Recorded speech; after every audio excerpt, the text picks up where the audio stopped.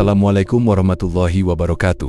Selamat datang di YouTube Islam Update. Di video kali ini kita akan menyaksikan wanita bernama Camelia mengaku dirinya tidak percaya dengan adanya Tuhan, alias ateis, yang datang di acara debat Syekh Ahmed Deedat.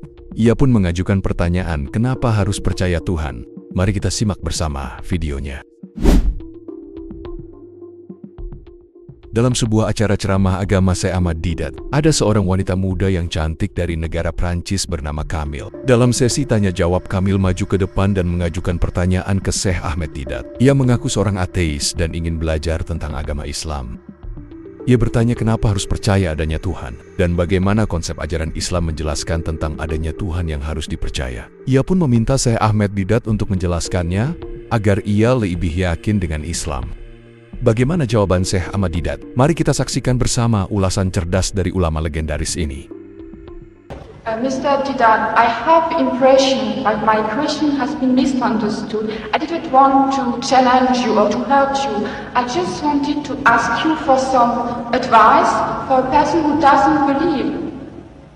I just wanted also to ask you for advice because I am not a believer. I would want to believe in Islam, but I just want some advice.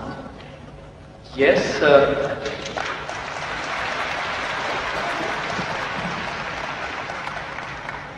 do you not feel that there was sufficient advice? Did you require further advice? Yeah, because On I the didn't basis have of the impression, but my question has been I really see. understood. So you want to know what the bases Yeah. are, or what the reasons are for a person to actually believe Yeah, in one which God? reasons, which Yes. advice would you give to a person who is a non-believer? See, number one, we have to realize that there is a necessity for belief. If you don't believe, you can't move an inch. You can't bat an eyelid. We believe. The very fact that you believe that if you come there, stand before the mic, and when you utter the words will reach me. If you didn't believe, you wouldn't have taken that step. If you didn't believe that you will be visiting this hall and listening to a lecture, you wouldn't have come. So belief is fundamental, is basic to any move that you make. Now, without belief in what? That there is a creator. Number one, that somebody made this machine. Man, woman, he made it. And that this machine is not given without instructions. Every machine carries with it instructions. Never mind how simple that mechanism is, you get instructions. Your washing machine, your hair dryer, your motor car, anything, everything, you need a book of instructions.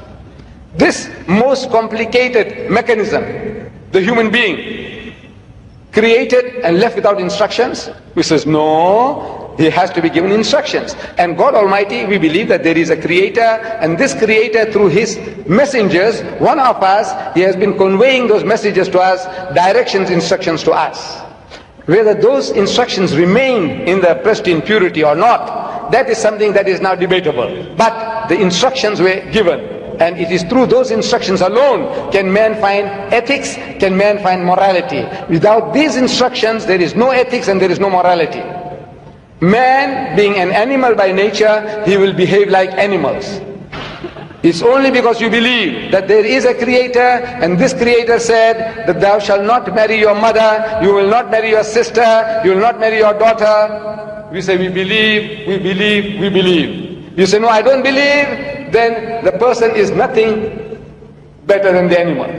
See, the dogs and pigs, the way they behave, he said, well, I behave just the same because I'm an animal also. So you have to believe. But now what are you going to believe? Where is the source of that belief? Instructions which is not contaminated, which is not spoiled. In the origin we say all prophets of God, all messengers of God were divinely ordained.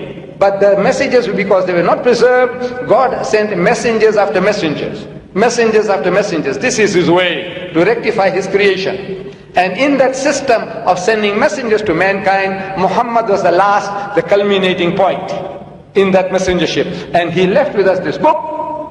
And if you read this book with an unprejudiced mind, if you haven't got one, I can present one to you if you haven't got it. This is an English translation of that book, the Quran, with an index, anything that you want to know. You want to know about God. Open G, God, more than 140 different references.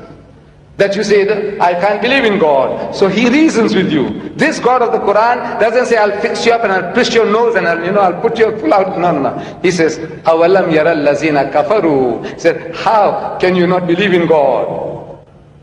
This is Kaifa takfuruna billah. So how can you not believe in Allah? Wa kuntum amwatan, seeing that you were non-existent, you were dead, and He brought you into being. Thumma yumitukum, He will cause you to die. Thumma yuhyikum, and He'll bring you back to life again. Thumma ilayhi turja'un, and to Him will be your return. So if you start reasoning, and you see how true the statements are, that you were non-existent. You, I, everybody, non-existent. The men of science will tell you that this earth was a molten mass.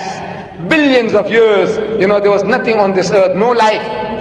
The thing was all boiling, boiling, boiling. And the vapors went up and came down, and the vapors went up and came down, and over a period of millions of years, it started to cool. And then life started to germinate, and so on and so on. So there was a time when mankind was non-existent, and God brought you into being. Very true. And now you're going to die. But that is not the end. That there is something we knew, which is other than the body, that real you. Now that real you, which is the driver of this body of yours, will be made to account for your actions. It's only natural that this person, like Hitler, look, he got away with it. He incinerated 6 million Jews. On account of him, 40 million people died in the Second World War. He's just going to get off scot-free? If he says, no, I don't believe, and there's nothing there on the other side, that means he's free, finish. No, no, no. He will have to account for his deeds. Everyone will have to account for his or her deeds. It is a natural, sequence of our attitude and behavior. And this book explains all that. If you haven't got one, this book is yours. If you haven't got one. You got it? Menurut ulama legendaris, Syekh Ahmed Deedat, iman atau kepercayaan sangatlah penting. Iman menjadi dasar dari setiap tindakan manusia dalam kehidupan. Sebagai makhluk ciptaan Tuhan, manusia telah diberikan petunjuk untuk menjalani hidup dengan benar, melalui wahyu yang disampaikan kepada para utusannya. Syekh Ahmed Deedat juga menjelaskan bahwa setiap manusia akan dimintai pertanggungjawaban atas perbuatannya, sebagaimana yang tertulis dalam Al-Quran. Oleh karena itu, ia menyarankan agar Kamil membuka hati dan mempelajari Al-Quran, karena kitab suci ini adalah petunjuk terakhir yang diturunkan Allah kepada Nabi Muhammad sebagai pedoman hidup bagi umat manusia. Baiklah, sampai di sini dulu perjumpaan kita kali ini. Semoga video ini bisa menjadi pelajaran serta inspirasi bagi kita semua. Sampai jumpa di ulasan video kami selanjutnya, dan jangan lupa untuk klik, like, dan subscribe. Terima kasih.